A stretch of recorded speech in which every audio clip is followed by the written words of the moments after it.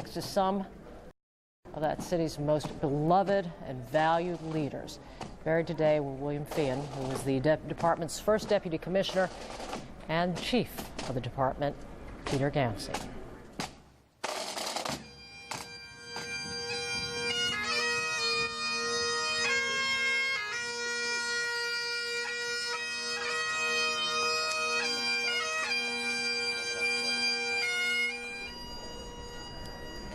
And the goodbyes continue. Manhattan today, as a whole, saying goodbye to a man who is truly a dearly loved figure by so many in that city, known to many people just as Father Mike, known to all of them as a friend and as a caring man of God.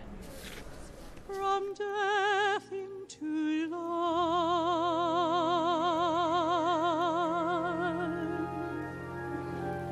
shepherd me, O God.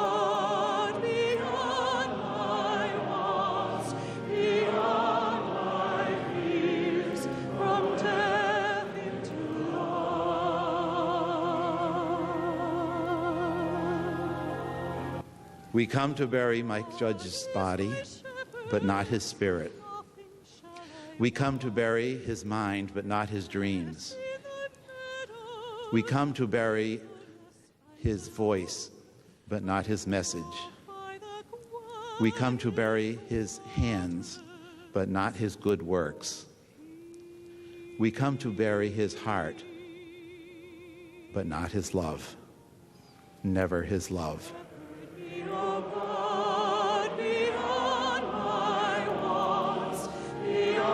We have to remember the spirit, the life, and the love that Father Mike left us, pulling us one to the other, giving us strength where it seems hard to imagine it could ever come again. May the Lord now embrace you and hold you in his love forever. Rest in peace. Amen.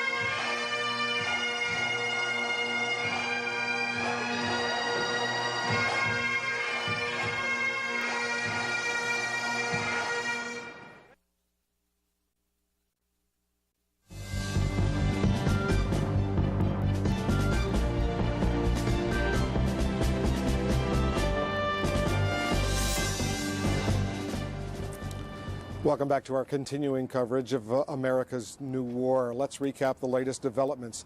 U.S. intelligence sources say 2 of the suspected hijackers who crashed a plane into the Pentagon were under surveillance as possible associates of Osama bin Laden. One of the men was seen on a surveillance tape meeting with another man suspected in last October's bombing of the USS Cole off Yemen. Supreme Court Justice Clarence Thomas delivered the eulogy today for Barbara Olson, a lawyer and a conservative television commentator. She was aboard the plane that crashed into the Pentagon. She was the wife of the U.S. Solicitor General Theodore Olson, who was remembered as a woman who strode boldly through life, not slowed by any challenge or obstacle. The Pakistani government says it will support the United States in its response to the deadly terror attack. President Bush puts it simply. He says, quote, "We are at war and will respond accordingly." And Defense Department officials announced today that work will be getting underway soon to rebuild the Pentagon. They say the damaged part of the building will be rebuilt within a couple of years. The death toll from the crash there now stands at 189, including 64 people who were aboard the jetliner. More here on the importance of what Pakistan has to offer. Pakistan's Cabinet and Security Council today pledging to fight international terrorism. Earlier in the week, you will note that Pakistan already had vowed to fully cooperate with the United States in its fight against terrorism. From Islamabad, here's CNN's Tom Mantir on the significance of that. Decision time for the Pakistan government of President Pervez Musharraf. We will consider all the pros and cons. He opened the 4-hour joint meeting of the Cabinet and the Security Council with a call for a moment of silence to honor those who died in America. We were then excused as they discussed the U.S. call for help to punish those deemed responsible for the acts of terrorism in the U.S. Pakistan has already offered assistance in the battle against terrorism, but it's still not clear how this government will assist the United States if a military operation is required. Following the meeting, Pakistan's foreign minister preferred to talk about the United Nations, not the United States. Consistent with Pakistan's record of support for the decisions of the Security Council, it was decided that the government will discharge its responsibilities under international law. The UN Security Council has passed a resolution to condemn the acts of terrorism. The United States has pressed Pakistan to help, asking for permission to use Pakistani airspace if military action is required. We are in the process of discussion with regard to details of the specific proposals. I can only indicate to you a general policy of support. While sources in Washington and Islamabad are reporting full compliance with the U.S. requests, the foreign minister revealed no specific proposals or agreement. But in a sign of the political tightrope being walked by Pakistan's military leadership, even general support is enough to anger many here.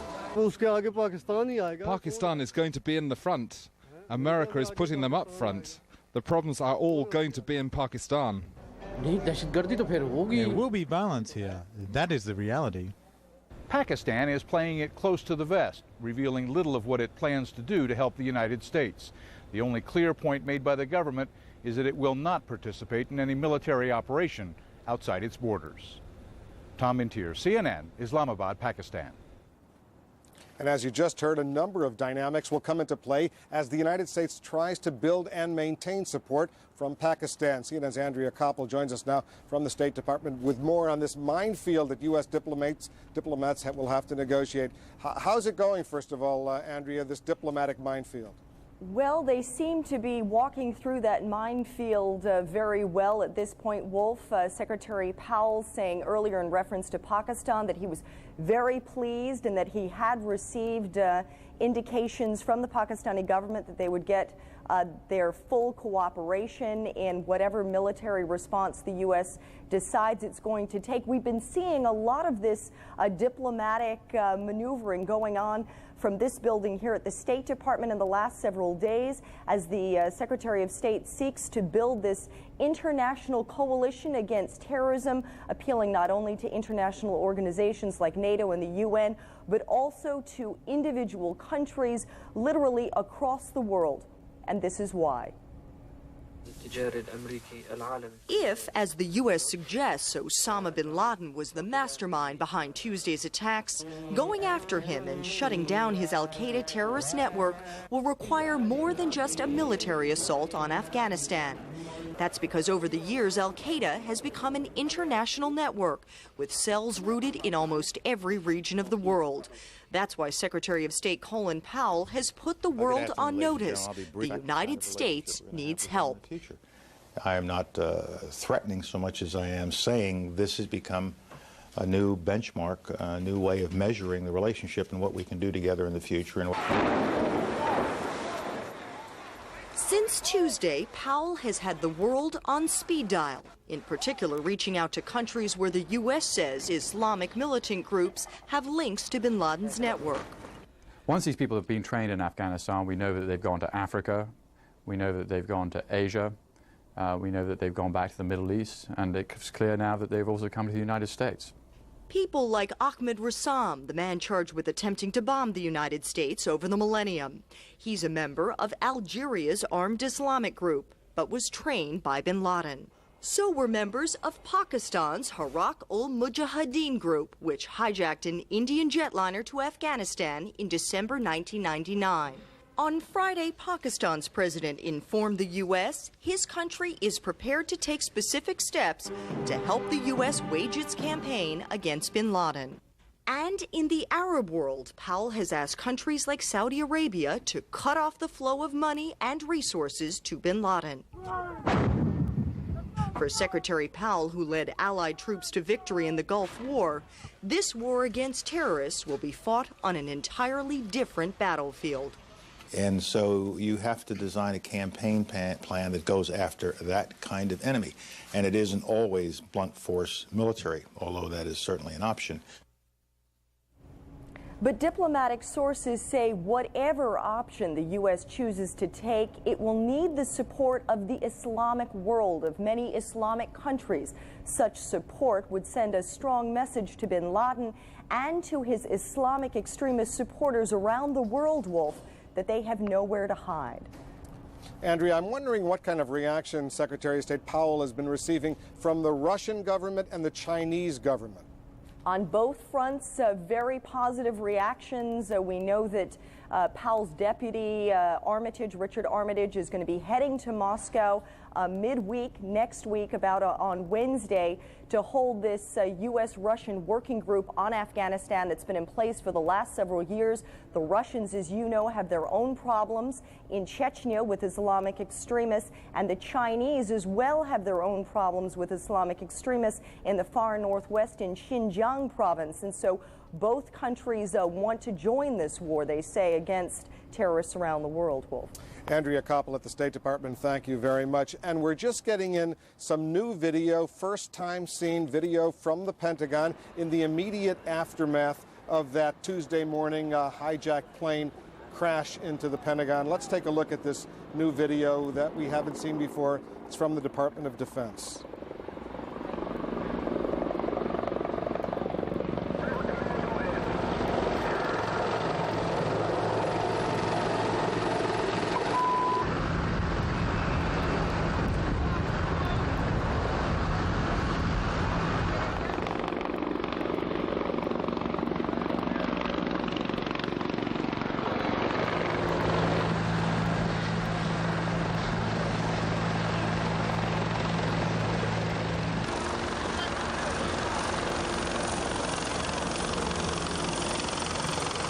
Sad pictures after having spent myself several years working as CNN's Pentagon correspondent, working in that very building, walking those corridors. I must say it's a sad picture every time I see these devastating pictures at the Pentagon. It is shocking. Joey? It really is shocking. Note to our viewers for what is ahead at the top of the hour here on CNN.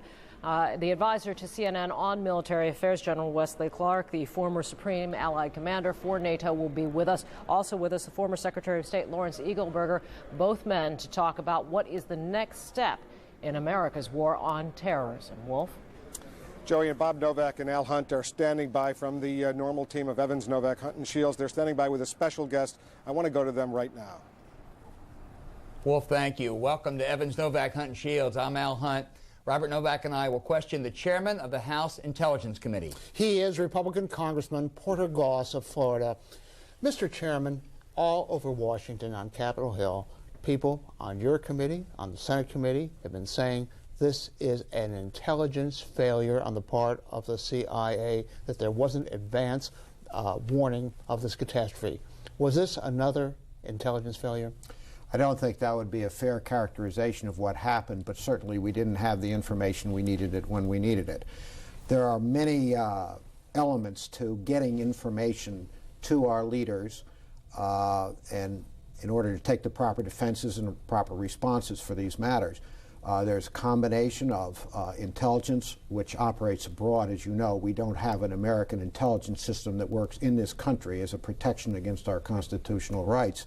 But we do have law enforcement in this country. So the key point is to get all of those agencies that are involved in intelligence overseas, which is more than just the CIA, and all those agencies that do law enforcement, protect our public safety in the United States, to work seamlessly and exchange information the best way they can, whether it's the INS or the Customs people or the FAA or the FBI. All of this has to fit and work together. And it's quite clear that for whatever reasons it didn't work. And I would point out one other thing, and this is not an excuse. The fact is, we're a wonderful, free, democratic society. We are a country where freedom is respected.